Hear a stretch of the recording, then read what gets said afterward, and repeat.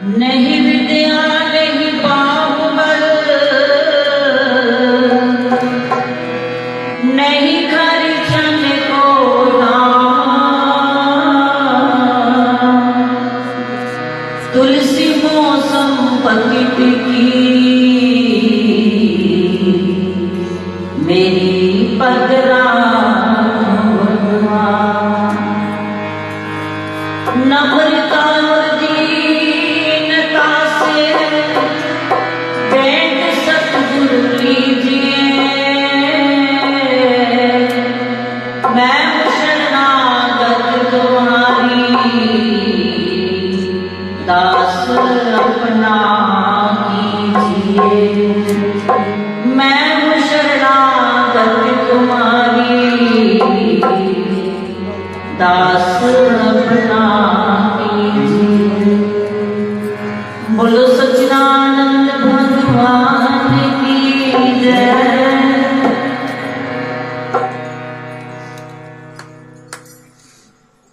श्री गुरु महाराज जी के पावन पवित्र चरणों में उपस्थित प्यारे प्रभु प्रेमियों, आज इस मंगलमय बेला में हम सब श्री गुरु महाराज जी के पावन पवित्र दर्शन करते हुए, उनके नाम का गुणानुवाद करते हुए अपने इस नव वर्ष का शुभ स्वागत कर रहे हैं। तो काफी समय से हम सब ने पावन संकीर्तन का आनंद लिया,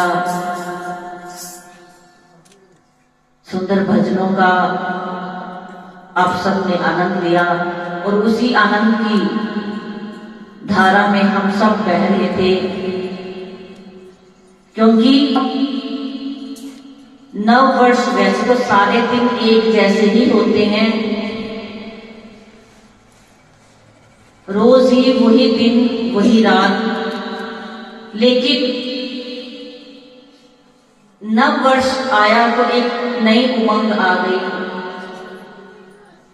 मान लो मन में एक उमंग है कि नव वर्ष है, तो ऑटोमेटिकली वो उमंग हमारे मन में आ गई कि नव वर्ष है,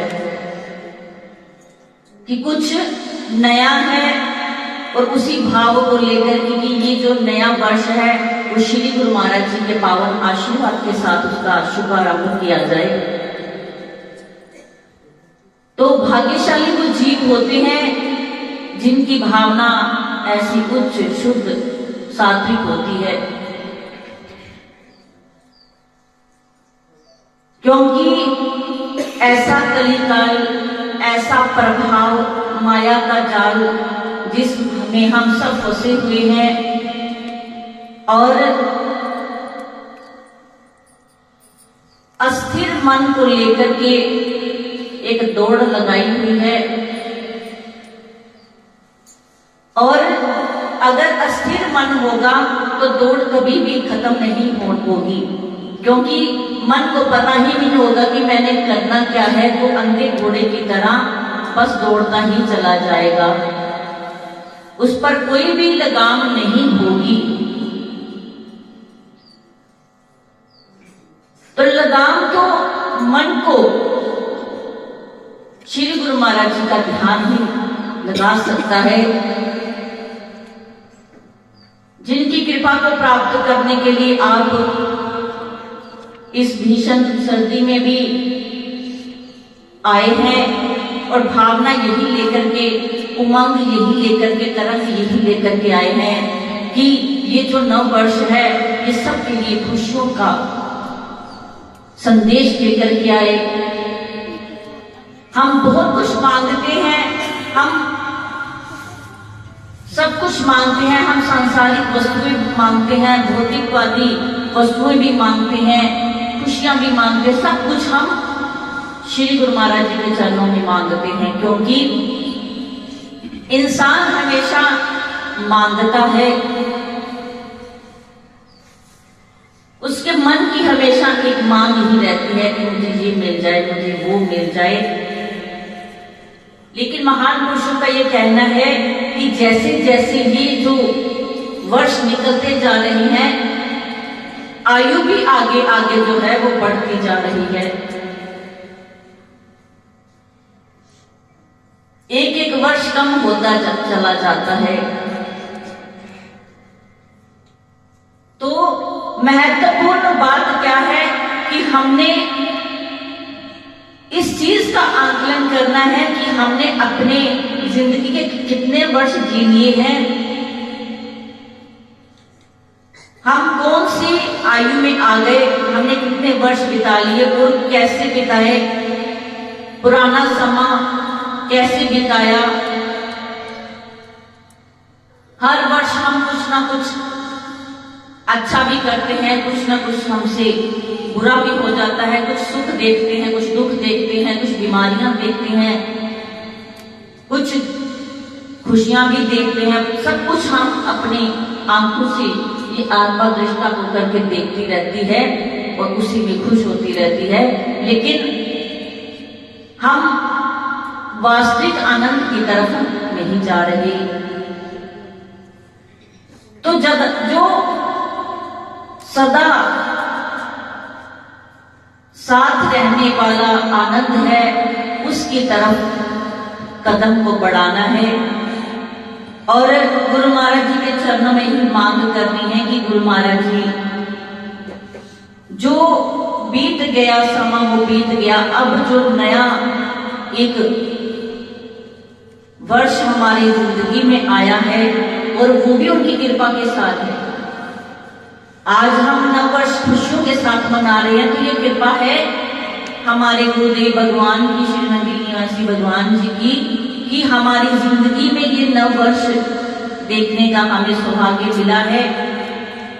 उनका शुक्राना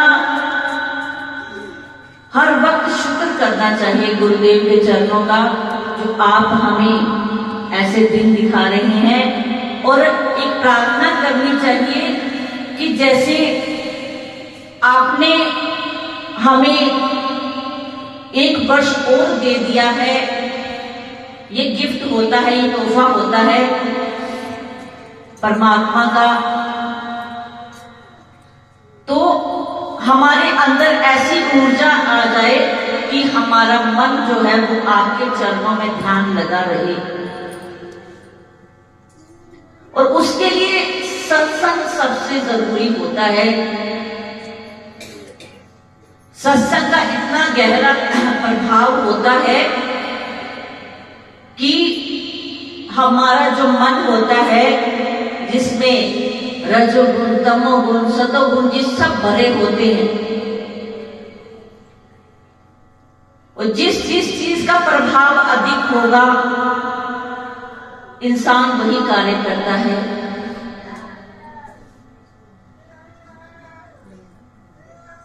तो इंसान को ये चाहिए कि वो सत्संग में आए और उस तमो और रजोगुण का प्रभाव कम हो। जो हमारी चेतना है वो हर वक्त कार्य करती, हर वक्त गति में रहती है, वो जैसे ही किसी भी माहौल में आ जाती है उस पर वही असर होना शुरू हो जाता है। जैसे हम सत्संग में बैठे तो सत्संग का एक माहौल हमारे मन में आ जाता है, वही सात्विक गुण हमारे अंदर आने शुरू हो जाते हैं। और अगर हम बुरे लोगों की संगत में जाते हैं तो फिर वही बुरा प्रभाव लेकर के आ जाते हैं। अगर हम नाच गाना डांस ये वो पार्टियां जहां होटलों में नाच करके मनाते हैं तो वही प्रभाव रहता है, और अगर हम सत्संग में आते हैं तो वो प्रभाव रहता है, क्योंकि ये जो चेतना है ये जल्दी हर चीज को अडॉप्ट कर लेती है। इसलिए अगर अपने मन को स्थिर करना है तो सत्संग के प्रभाव में ही रहना चाहिए। हमारी चेतना जो है वो सत्संग से ही जुड़ी रहनी चाहिए, ध्यान में ही जुड़ी रहनी चाहिए, ताकि इसमें स्थिरता हो। लेकिन जब ये रजो और तमो गुण बढ़ जाते हैं तो क्या बढ़ जाता है? लोभ, मोह, वासना, आलस्य, निद्रा, हर चीज का प्रभाव हमारे अंदर बढ़ने लगता है। तो ये हमारे मन को, जब लोभ बढ़ेगा तो दौड़ बढ़ जाएगी, क्योंकि लालच होगा तो दौड़ खुद ही दौड़ने लग जाएंगे कि ये भी मिल जाए, वो मिल जाए। तो हर एक तरीके के साथ फिर हम लोभ की पूर्ति करते हैं। तो जब दौड़ ज्यादा हो जाएगी और अंदर की स्थिति भी, मन की स्थिति खराब हो जाएगी, मन हमारा चंचल हो जाएगा, मन हमारा अस्थिर रहेगा। हम हर वक्त, हम कई बार देखते हैं, आप भी लोग जब देखते हो, कई बार कोई सत्संग में बैठा हो, कहीं भी सभा में बैठा हो, लेकिन उसका जो भाव रहता है वो चंचल ही रहता है। वो कभी उठेगा, कभी बैठेगा, कभी बाहर जाएगा, कभी अंदर जाएगा, कभी फोन को पकड़ के चला जाएगा, कभी फोन को इधर करेगा, उधर करेगा। मतलब वो चंचलता, उसके अंदर सहज स्वभाव नहीं आ सकता, वो सहजता नहीं आ सकती, क्योंकि वो रजो तमो गुण में ज्यादा प्रभावित है। तो ये सहजता धीरे धीरे धीरे सत्संग के माध्यम से आती है, ध्यान के माध्यम से आती है। तो ध्यान भी ऐसा नहीं है कि 10 मिनट ध्यान किया, भजन किया तो समझ लिया कि बहुत कुछ कर लिया। 10 मिनट में तो कुछ भी नहीं होता। 10 मिनट तो अपनी चौकड़ी भी सेट नहीं होती, पैर ही सेट नहीं होते। फिर उसके बाद फिर धीरे धीरे हिलना जुलना, फिर कभी घुटना पेन, ये 10-15 मिनट का ये प्रोसेस रहता है कि शरीर में सहजता आती नहीं 10 मिनट। तो 10 मिनट का ध्यान कुछ नहीं होता। फिर हम कहते हैं कि भजन सिमरन में मन नहीं लगता। अरे की शिकायत होती है कि भजन सिमरन में मन कैसे लगेगा, क्योंकि हम सोचते हैं कि आंख बंद की और ध्यान लग जाए 2 मिनट में, और उसके बाद फिर हम अपने रजो तमो गुणों की पूर्ति के लिए सारा दिन लगे रहे। पर ऐसा हरगिज संभव नहीं है। जब तक जीव, कम से कम एक जीव को 2.5 घंटे का सिमरन जरूरी है, आवश्यक है। इससे कम करेंगे तो कुछ भी हासिल नहीं कर सकेंगे, ये भी गारंटी है। हासिल करना होगा तो पहले मन की दौड़ को काबू करके, मन को बांध करके ध्यान में लगना होता है, सिमरन में लगना होता है, और उसके बाद जाकर के फिर कहीं शांति मिलती है धीरे धीरे, वो भी एकदम नहीं। तो सत्संग में आने का यही हमारा औचित्य होना चाहिए कि हम सिमरन की तरफ जुड़े, क्योंकि बाहर जितना मर्जी दौड़ेंगे वो अंधाधुंध अंधे घोड़े की दौड़ है, उसका आउटपुट कुछ नहीं। वही चीजें जो हम अपनी जिंदगी में कमा लेते हैं, जो वस्तुएं बना लेते हैं, बाद में वही हमारे दुखों का कारण बनती है, उसी को लेकर दुखी रहते हैं। पहले उन्हीं चीजों में हम खुश थे, फिर उन्हीं चीजों में हम दुखी हो जाते हैं, क्योंकि सतो गुण हमारे अंदर आया नहीं। इसीलिए रजो और तमो में ही कभी खुश हो जाते हैं। रजो तमो गुण में ऐसा होता है, इंसान कभी खुश है, अगले पल दुखी है, फिर अगले पल खुश है, अगले पल दुखी है। ऐसा सुख दुख खुशी गम का माहौल चलता रहता है। तो सत्य हमारे अंदर आ जाए, सात्विक प्रवृत्ति हो जाए, तो उसके लिए कम से कम 2.5 घंटे सिमरन में लगाएं। ये नहीं है 15-15 मिनट करके आप 2.5 घंटे पूरे करो, ऐसा नहीं। एक बार में 1.25 घंटा तो जरूर होना चाहिए। उसके बाद 2.5 घंटे तो मिनिमम है, उसके ऊपर आप जितना कर सकते हैं वो जी पर कृपा हो जाती है तो खुद ही भजन में मन लगने लग जाता है। और जब अंदर शांत हो गया तो बाहर की दौड़ भी कम हो गई। फिर सहज स्वभाव में आगे जो लोभ मोह था, वासना थी, जो आलस्य था, जो निद्रा थी, वो सारी भजन के साथ ही वो सारे चीजें विकार चले जाते हैं। क्योंकि जब भजन में बैठेंगे, ध्यान में बैठेंगे तो निद्रा भी उड़ जाएगी और आलस भी चला जाएगा और बाहर दौड़ने की होड़ भी कम हो जाएगी। तो सारी चीजें ध्यान के माध्यम से, सत्संग के माध्यम से खत्म हो जाती है। इसीलिए महान पुरुष अगर सत्संग के बारे में कहते हैं तो सत्संग अपने लिए, क्योंकि महान पुरुष जो थे श्री नगरी निवासी भगवान जी, जो परम शक्ति सर्वशक्तिमान, जिन्हें जन्म लेने की जरूरत नहीं थी, धरती पर आने की जरूरत नहीं थी, लेकिन हम जैसे रूहों को जगाने के लिए परमात्मा को ऐसे दिव्य शक्ति को भेजना पड़ता है ताकि वो इस धाम पर आकर के हम जैसे भूले भटके जीवों को भक्ति के मार्ग पर लगा सके। तो ऐसे सर्वशक्तिमान श्री नगरी निवासी भगवान जी इस धराधाम पर आए और अपने, क्योंकि ऐसा कोई उदाहरण नहीं है पूरे अध्यात्म के जगत में जैसा श्री गुरु महाराज जी ने, श्री नगरी निवासी भगवान जी ने उदाहरण दिया है कि अध्यात्म की जगत में ऐसी क्रांति लाना। क्योंकि श्री गुरु महाराज ने 13 साल तप किया है।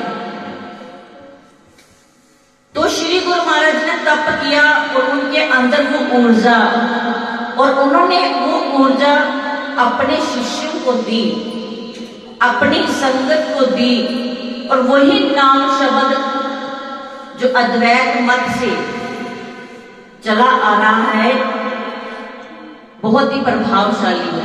क्यों? क्योंकि अद्वैत मत के संस्थापक श्री परमहंस दयाल जी महाराज जी, दादा गुरुदेव महाराज जी, जो ऐसी आध्यात्मिक विभूति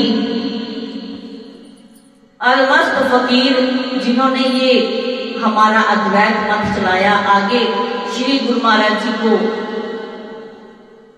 गद्दी पर बिठाया और 13 साल तप के बाद जब श्री गुरु महाराज जी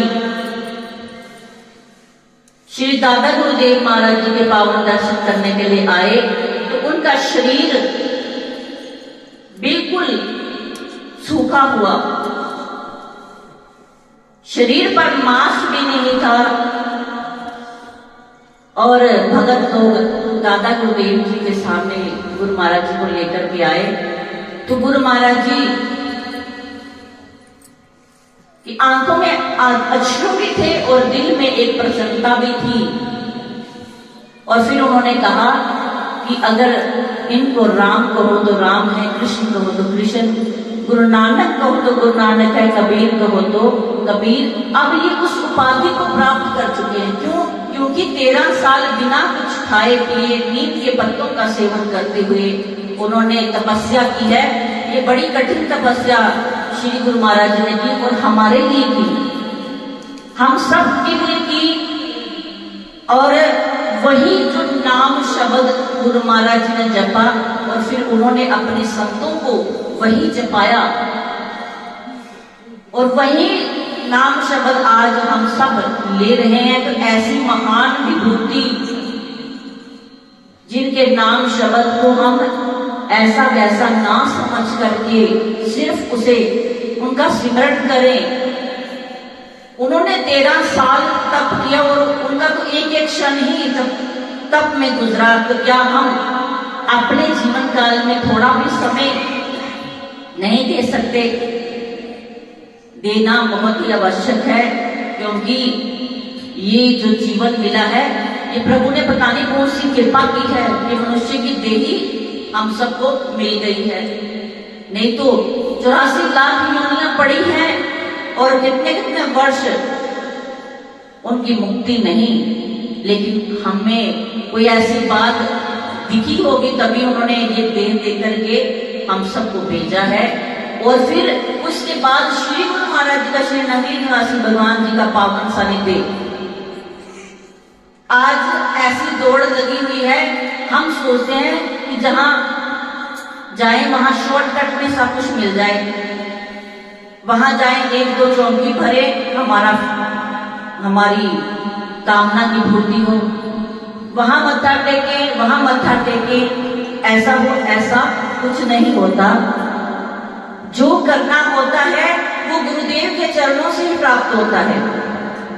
उनके ध्यान से, सिमरन से, दिव्य शक्ति के साथ सब कुछ प्राप्त होता है, ना कि शॉर्टकट में हमें कुछ मिलेगा।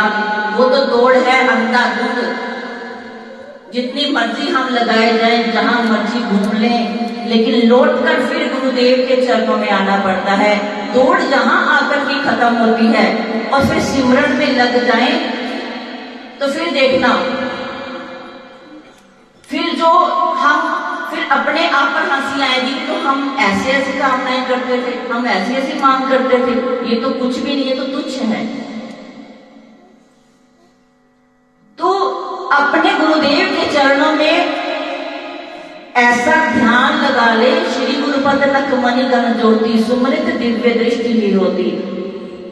गोस्वामी तुलसीदास ने कहा है रामायण में कि जो अपने गुरुदेव के चरणों के नख का भी अगर स्मरण कर लेता है, उसकी दिव्य दृष्टि होती है।